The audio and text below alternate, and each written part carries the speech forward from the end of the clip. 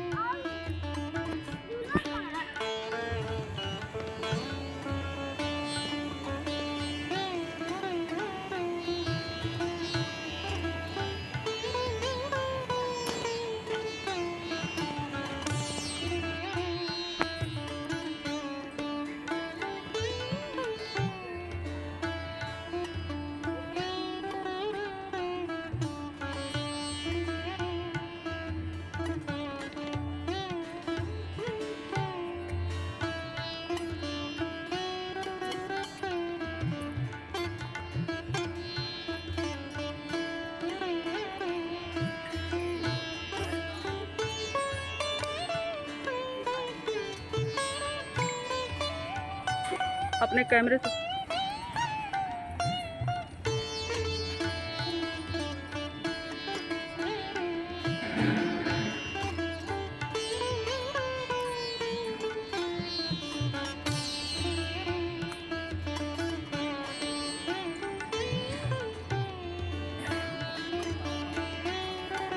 Photo click कर रही हो।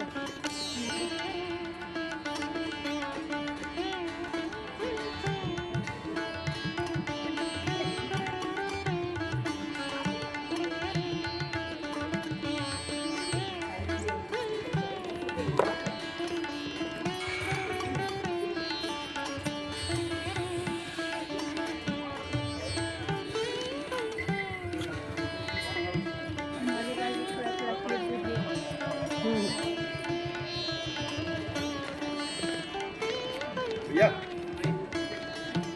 आइए, जाना दीजिए ना।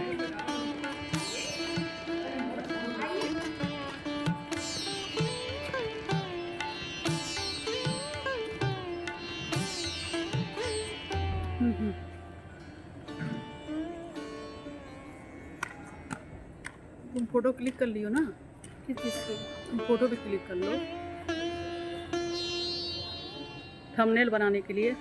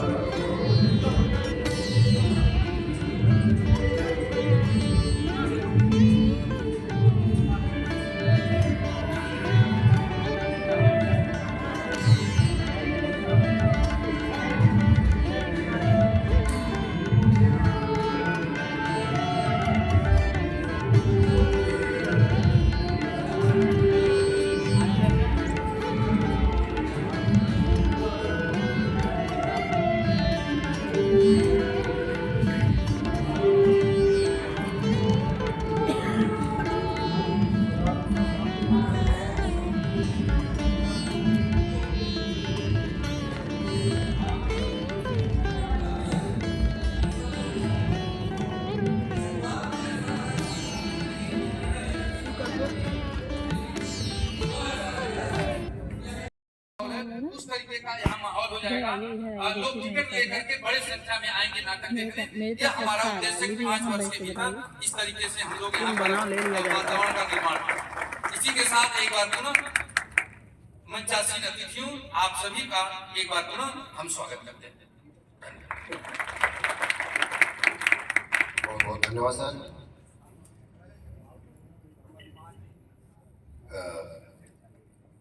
नेशनल थिएटर फेस्टिवल गोरखपुर रंग महोत्सव 2023 के उद्देश्य और प्रयोजन पर प्रकाश डालने के लिए मैं आयोजन समिति के अध्यक्ष डॉक्टर हर्षवर्धन राजी को सादर आमंत्रित करता हूं। विनोद रस्तोगी की उपस्थिति भी, गिरीश रस्तोगी की उपस्थिति भी रंगमंच की दुनिया को चमत्कृत करके रही थी। लेकिन मैडम रस्तोगी के बाद गोरखपुर के रंगमंच की चमक कुछ कम है। अब श्री नारायण पांडे जी, रविंद्र रंगन, माधवेंद्र त्रिपाठी, आसिफ जैन, निशिका पांडे, रविशंकर खरे जैसे लोग और एक दहाई की संख्या में नाट्य संस्थाएं पुनः उस भार को पेश कर रही हैं। एक लहजे ढंग से देखा जाए तो वर्ष 2023 का ये जो वर्ष 2023 है वह गोरखपुर के रंगमंच का पुनर्जागरण का वर्ष है। कारण स्पष्ट है।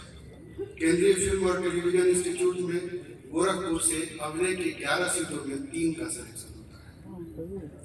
नेशनल स्कूल ऑफ ड्रामा में 26 सीटों में अभियान थिएटर की 2 लड़कियों का सिलेक्शन। ये करके इसको बुलाइए, इनको बुलाइए, मेरी पूरी सहायता रहेगी। सर, मैं आपसे अपील करूंगा कि आप पटना के हैं लेकिन गोरखपुर को भी अपनाएं और इस रंग महोत्सव को हर साल ऐसा ही प्यार और इससे बढ़ के ज्यादा प्यार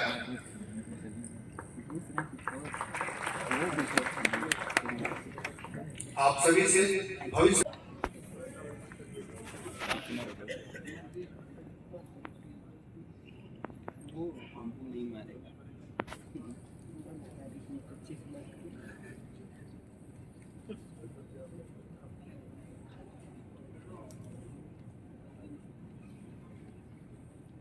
या तो कैमरे वाले लोग देख लेंगे या तो हम लोग देख लेंगे।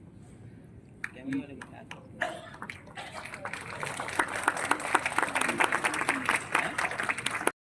के साथ साथ एक बहुत बड़ी राष्ट्रीय जिम्मेदारी राष्ट्रीय महामंत्री के निभा रहे हैं। उनसे आप सभी मैं समझता हूँ कि पूर्व बहुत परिचित हैं। पूर्व निदेशक मध्य प्रदेश नाट्य विद्यालय भोपाल से आदरणीय श्री संजय उपाध्याय जी उपस्थित हैं। अभी आपने जाना कि गोरखपुर के रंगमंच को भी उन्होंने गोद दिया है। मैं आपके प्रति कृतज्ञता ज्ञापित करता हूँ। इस मंच पर उपस्थित हमारे मित्र डॉक्टर हर्षवर्धन राय और श्री नारायण पांडे जी के साथ साथ इस सभागार में उपस्थित कला प्रेमियों, आप सभी को मेरा प्रणाम निवेदित है। मैं विज्ञान का छात्र होने के नाते मैं समझता हूं कि रंगमंच के बारे में अगर मैं कुछ बोलूं तो एक अतिशयोक्ति होगी और मैं उसके बारे में बहुत कम जानता हूं। पंक्ति होगी आवहु मिली भारत भाई, नाटक देखो सुख पाई। तो ये भारतेंद्र जी का है, तो नाटक देखिए और सुख पाइए। इसी के साथ मैं अपनी बात समाप्त करता हूँ। धन्यवाद। बहुत बहुत इस कार्यक्रम के मुख्य अतिथि डॉक्टर राधा मोहन दास अग्रवाल माननीय राज्यसभा सांसद को हमारे हृदय में, हमारी सोच में, हमारे मन, हमारे व्यक्तित्व में न ला सके तो उसे साहित्य नहीं कहा जा सकता है। साहित्य की देश और राष्ट्र निर्माण में इतनी महत्वपूर्ण भूमिका है। आपने मुझे यहाँ आमंत्रित किया है, समय 20 मिनट का दिया था, मुझे लगता है खत्म हो रहा होगा। मैं आप सबको धन्यवाद देता हुआ अपनी बात समाप्त करता हूँ। बहुत बहुत धन्यवाद सर। गेहूं की बालियों में लगते रहे कीड़े, हम खामोश रहे।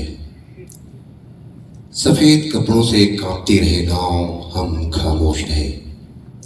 समुद्र में तूफान आया, हम खामोश रहे। ज्वालामुखी विस्फोट हुए, हम खामोश रहे। बादलों से आग की वर्षा हुई, हम खामोश रहे। उसने खींच ली म्यान से तलवार, हम खामोश रहे। कैसे लोग थे हम, हमें बोलने की छूट दी गई, हम खामोश रहे। अपनी खामोशी से सत्ता, शासन और समाज में पसरे सन्नाटे को तोड़ने वाले साहित्य अकादमी के पूर्व अध्यक्ष पद्मश्री आचार्य विश्वनाथ प्रसाद तिवारी जी को मैं आशीर्वचन के लिए सादर माइक्रोफोन पर आमंत्रित करता हूं, आपकी ही पंक्तियों से।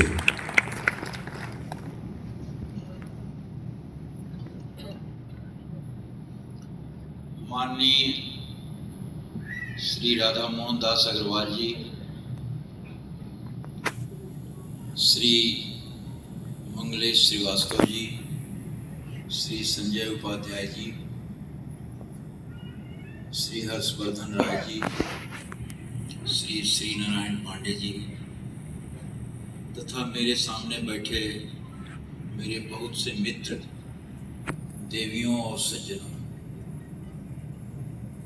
अभी राधा मोहन दास अग्रवाल जी ने साहित्य के बारे में बहुत अच्छी बातें की और बहुत से उसमें सवाल भी उठ जाते हैं।